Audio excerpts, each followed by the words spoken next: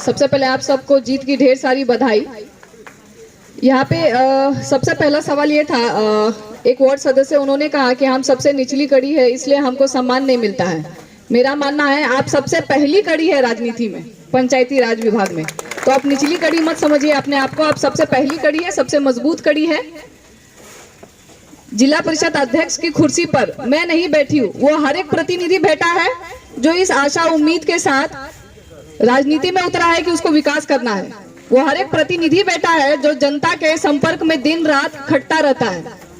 तो ये अध्यक्ष का चेयर सिर्फ मेरा नहीं है, हर एक प्रतिनिधि का है। ये आपका घर है या आपका आवास है।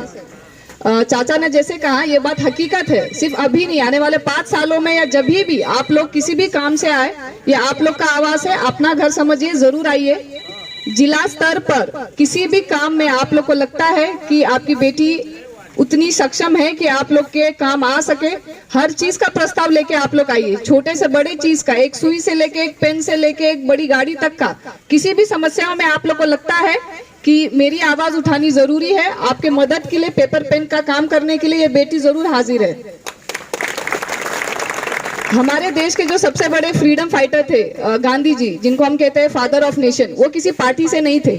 वो बहुत बड़े लीडर थे लेकिन वो किसी पार्टी स्तर पे नहीं थे। आप और हम भी चुनाव लड़के जीत के आए हैं, किसी पार्टी स्तर पर नहीं आए।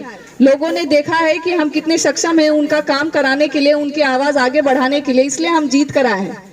हर पार्टी का अपना एक रूल होता है और वो उसी में लिमिटेड रह जाते हैं। पंचायती स्तर में अगर आप लोग देखिएगा, हर जाति के लिए, महिला के लिए सीट रिजर्व है, लेकिन किसी पार्टी के लिए सीट रिजर्व नहीं है। तो ये कोई पार्टी लेवल पॉलिटिक्स नहीं है। पंचायती स्तर पे जो भी प्रतिनिधि जीत के आता है, जनता के विकास के लिए आता है, उस शुद्ध सोच से जीत के आता है। तो आप लोग से उम्मीद और आशा यही करते हैं कि साफ मन से, अच्छे दिल से हम लोग आने वाले 5 सालों में मधुबनी जिला में मिलजुल कर मजबूती से विकास का काम करेंगे। कुछ लोगों की ये भी शिकायत थी कि स्कूल के यहाँ रास्ता का कुछ कमी है, जिस कारण बच्चों का पढ़ाई का नुकसान होता है बरसात में। जरूर उस सबसे ज्यादा हमने हमेशा कहा है कि स्वास्थ्य और शिक्षा को लेकर कोई भी कॉम्प्रोमाइज नहीं होगा। रिक्वेस्ट करेंगे आप लेटर लिख के दीजिए, उसको जल्द से जल्द सॉल्यूशन लाने का काम मेरा रहा। इसके अलावा हाँ, आप लोग के लिए ये दरवाजा हमेशा खुला है कि भी आप लोग आइए। हम ये चाहेंगे, आपकी बहन बेटी इस पद पे बैठी है, आप लोगों के लिए ही, आप लोग के आशीर्वाद और दुआ से ही। और इन्हीं शब्दों के साथ बहुत बहुत धन्यवाद।